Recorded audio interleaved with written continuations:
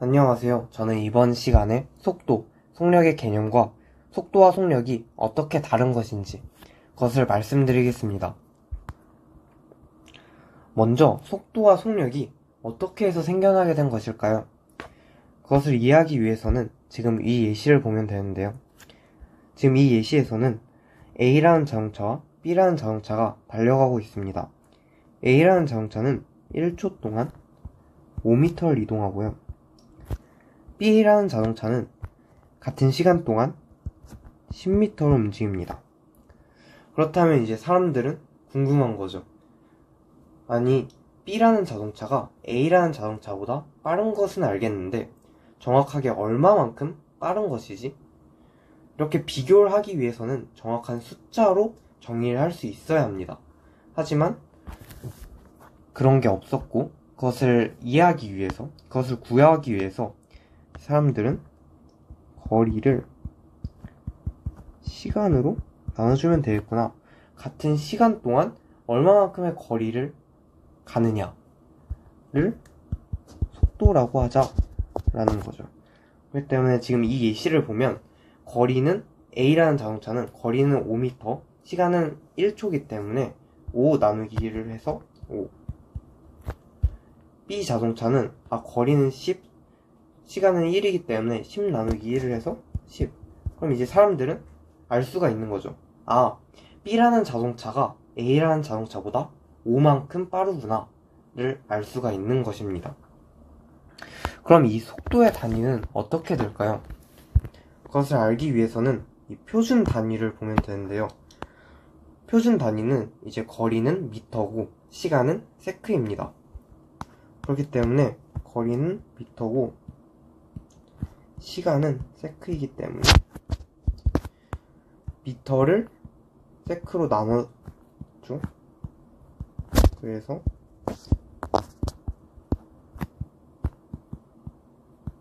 미터 퍼 세크가 됩니다. 속도의 단위는 미터 퍼 세크라고 할 수 있고, 그래서 지금 위 예시를 보면 A 자동차는 5m 퍼 세크, B 자동차는 10m 퍼 세크로 움직이고 있구나 를 알 수가 있는 거죠. 그러면 이제 문제를 풀어보겠습니다. 지금 example 1-1에서는 이 자동차는 5초 동안 20m를 이동하고 있습니다. 이때 자동차의 속도는 어떨까요? 지금까지 속도는 거리 나누기 시간이라는 것을 알았기 때문에 쉽게 구할 수가 있습니다. 여기서 거리는 20m고 시간은 5초이기 때문에 그냥 단순히 20 나누기 5를 해주면 4인데 속도의 단위는 미터 퍼 세크이기 때문에 4m 퍼 세크를 알 수가 있습니다. 두 번째 문제로 이 자동차는 10분 동안 3km를 움직이고 있습니다. 그렇다면 속도는 어떻게 될까요? 똑같이 속도는 거리 나누기 시간이기 때문에, 그럼 이제 사람들이 여기서 좀 많이 실수를 하죠. 여기서 거리는 3이고 시간은 10이기 때문에 속도는 10분의 3인가? 하지만 이것은 틀렸고요. 왜냐하면 지금 표준 단위로 안 바꿔줬기 때문이에요. 지금 여기서 3km가 아니라 지금 거리의 표준 단위는 미터이기 때문에 미터로 변환을 시켜줘야 되고요. 시간도 10분이기 때문에 표준 단위인 초로 바꿔줘야 합니다. 그래서 3km를 3000m, 10분을 10 곱하기 60초 이렇게 바꿔주고 그 다음에 공식에 넣어주어야 합니다. 그래서 여기서 3000 공식을 넣어서 계산을 하면 5m per second 이렇게 답을 구할 수가 있습니다. 그러면 속도와 속력은 어떻게 다른 것일까요? 지금까지 속도와 속력은 굳이 구분할 필요가 없었습니다. 왜냐하면 속도와 속력의 차이점은 방향의 유무입니다. 속도라는 것은 방향이 있고요. 속력은 방향이 없습니다. 그 뜻이 뭐냐면 지금 이 밑에 있는 예시 같은 경우에는 방향이 처음에 10m만큼 이쪽으로 움직였고 5m만큼 이쪽으로 움직였을 때 이때는 방향이 이쪽으로 갔다가 이쪽으로 갔죠. 방향이 바뀌었어요. 그렇기 때문에 이 예시에서는 속도와 속력이 다른데 지금 굳이 구분하지 않았던 이유는 위의 예시들에서는 방향이 바뀌지 않았기 때문에 속도와 속력의 값이 일치했습니다. 그래서 속도와 속력의 차이점에 대해서 지금부터 얘기를 해볼 거예요. 속도와 속력은 똑같이 거리에서 시간을 나눈 값입니다. 하지만 속도와 속력이 다른 것은 거리를 어떻게 정의하느냐에 따라서 달라져요. 여기서 거리를 정의하는 방법은 두 가지가 있을 것 같아요. 첫 번째는 총 이동거리를 보는 거예요. 아, 나는 처음에 10m만큼 이동했고 그리고 5m만큼 이동했으니까 내가 이동한 거리는 15m야. 여기서 거리는 15m야 라고도 볼 수가 있을 것이고요. 아니야, 내가 처음에는 여기 서 있었는데 최종적으로 여기에 오게 됐어. 난 최종적으로 5m만큼 움직인 거야. 그러면 5m라고 볼 수도 있을 것입니다. 그렇기 때문에 어떻게 거리를 정의하느냐에 따라서 이 거리 값이 달라진다는 거죠.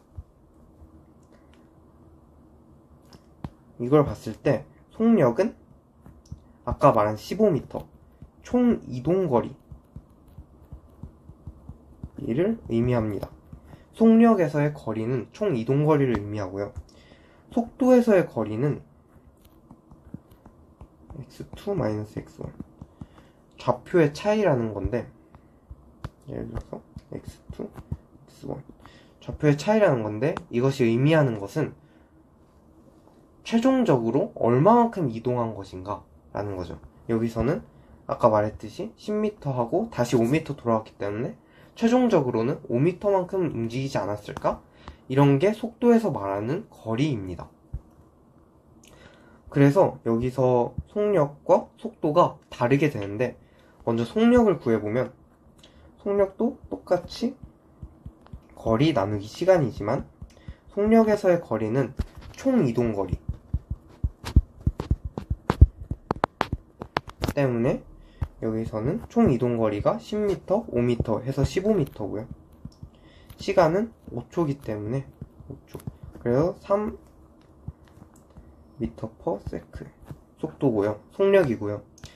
속도는 똑같이 거리 나누기 시간인데, 이 거리가 그냥 처음 좌표와 나중 좌표의 차이인 거죠.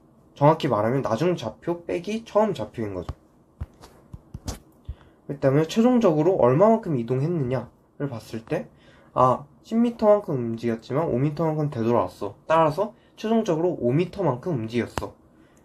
따라서 여기서의 거리는 5m고 5초 동안 움직였기 때문에 1m/s야 라고 구할 수 있습니다. 그래서 여기서 속력은 3m/s고 속도는 1m/s라는 것을 알 수가 있습니다. 여기서 덧붙여서 설명을 하자면 속도라는 것은 방향이 있기 때문에 엄밀하게 말하면 여기서 축을 설정을 해줘야 돼요. 이쪽 방향이 플러스야. 그리고 원점은 여기야. 이렇게 축을 설정을 해주셔야 5m만큼 움직였을 때 1m/s 플러스 1m/s의 속도구나를 알 수 있습니다. 축을 설정을 하지 않으면 어느 방향이 플러스인지가 정의되지 않기 때문에 이 점은 유의를 해두셔야 될 것 같아요. 그럼 이제 문제를 풀어보겠습니다. 지금 여기서 이 A라는 친구가 4m를 이렇게 움직였고 그리고 6m를 이렇게 움직였어요. 이때 속도와 속력은 당연히 달라지겠죠. 그리고 축도 설정을 해줬습니다. 그래서 여기서 한번 구해볼게요. 먼저 속도와 속력은 똑같이 거리 나누기 시간이다. 근데 거리는 여기서 단순히 최종적으로 움직인 좌표 최종적으로 움직인 좌표, 즉 x2-x1이기 때문에 최종적으로 8m만큼 움직였죠. 8m. 그리고 시간은 2초 동안 움직였네요. 그래서 4m/s고. 그럼 속력은 똑같이 거리 나누기 시간인데, 이 속력에서의 거리는 총 이동거리 기 때문에 여기서 총 이동거리는 4m만큼 움직였고 또 6m만큼 총 10m를 움직였기 때문에 10m 2초 해서 5m/s의 속력임을 알 수가 있습니다. 그래서 여기서 속도는 4m/s, 속력은 5m/s로 달라질 수 있고, 그 달라지는 이유는 속도는 방향이 있지만 속력은 방향이 없기 때문입니다. 그래서 이것을 요약하자면 속도와 속력은 똑같이 거리 나누기 시간으로 구성이 되지만, 속도에서의 거리는 x2-x1이고 속력에서의 거리는 총 이동거리를 뜻한다. 이때 주의를 해야 할 것은 속도는 방향이 있고 속력은 방향이 없기 때문에 속도를 정의할 때는 항상 축을 설정을 해주셔야 합니다. 그리고 이 거리의 표준 단위는 미터고 시간은 표준 단위가 세크이기 때문에 이 표준 단위를 유의하면서 보셔야 할 것 같아요. 그래서 오늘 정리한 내용은 이렇고요. 다음 시간에는 평균 속도, 평균 속력, 그리고 순간 속도에 대해서 비교를 하고 한번 알아볼 것입니다. 감사합니다.